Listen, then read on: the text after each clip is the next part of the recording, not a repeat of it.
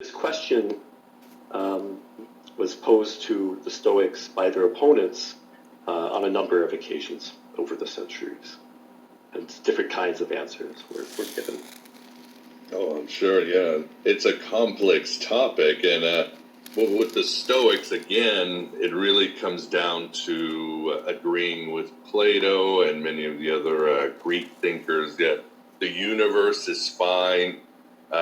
Any evil is really humans. It's a responsibility of the human.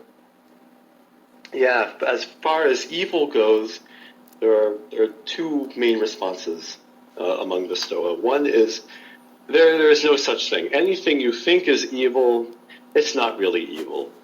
Take natural disasters, earthquakes and typhoons. This is the earth cleaning up after itself. It's Mother Nature cleaning house. You think it's all about you? It's not. It's about the planet taking care of itself. That's one answer. And then the other answer is there are bad things, really bad things that humans experience, but this is only involved on the human level. There's no evil but the evil that men do. And they had an interesting view about the eternal return. Was it the universe recycled and the gods would be recycled over and over again? That's right. So the Stoic physics, everything is made of a kind of divine fire that is a great explosion, and it underlies everything that we see.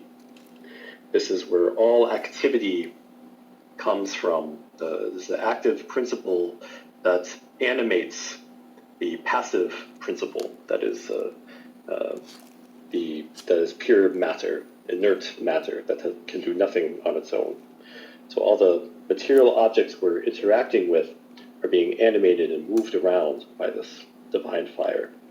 They call it fire, they call it God, they call it pneuma or spirit, and they also call it pronoia, providence, because it is altogether good and altogether benevolent. So arguing that, along with Plato, that things have been made as good as they possibly can be, and there's nothing wrong with any of it, this means that the world is, in a way, as perfect as it can be. There's no improving upon it. Now, the Stoa didn't see the world as eternal, like Plato and Aristotle. The eternity of the world is a kind of almost a dogma in ancient Greek philosophy. All the Greek philosophers like to talk about the ancient world, about the created world as existing forever. They didn't see it as coming to an end. But the Stoa did it in a bit of a different way. They thought the world would go in cycles, right? So there's a big bang where the divine fire comes out and animates all of matter. We see history transpiring before us. And there will be a great conflagration, a great fire at the end where the world explodes again and is over. Then it will repeat because there's not going to be nothing at the end of the world. Rather, there will be another creation. And because the gods will do that creation as good as it possibly can be, then the perfection of the new creation can only be identical with the initial creation, right? So if the gods are only going to create a completely good world, a world that is as good as it possibly can be, then to deviate from the plan would only be to subtract from the goodness of the world. Therefore, it has to repeat over and over again. We keep getting the same worlds over and over again. Some of your listeners who like to read Nietzsche may be familiar with this idea. It's something that Nietzsche mentions and parodies, right? And Uspensky too, although he doesn't parody, he buys into it. He buys into it.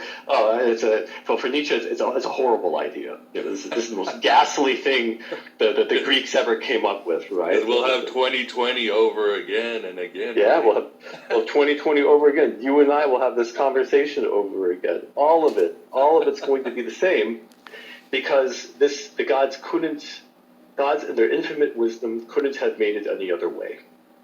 For us not to have 2020, or for you and I not to have had this conversation, this would subtract in some mysterious way from the great goodness that is the created world. And so the Stoa argued that you have the providential creation repeating itself over and over again.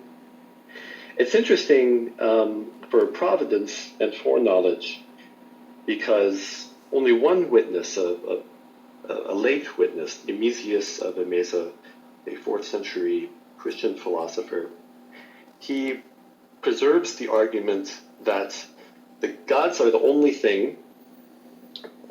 things to survive the repeated conflagrations or great fires that destroy the world, and out of which the new world is created over and over again. And so because the gods have experienced everything before, and the next round of the world will be exactly the same as the first one, they know exactly what's going to happen. And this is how they can tell you, that what Oedipus or his father are going to do. Because they saw the same movie an infinite number of times already.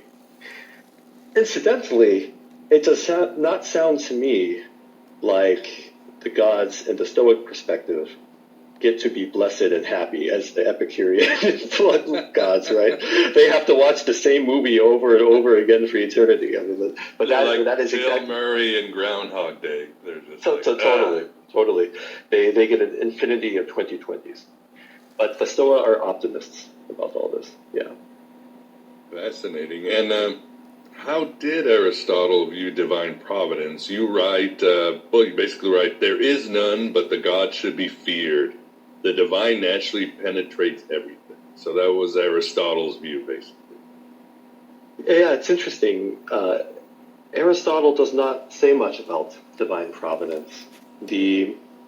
When he talks about God, God is a kind of a divine mind thinking itself and over infinitely for eternity. And you can identify this mind on some level with what Aristotle in his physics calls the first mover, or the prime mover. All the stuff that we see around us has been put into motion because something pushed it, right? And there has to be some first principle that gives the push to everything else. The chain of moving objects that move other moving objects that explain all the movements we see in the sensory world. This first mover, this prime mover, is the deity thinking itself.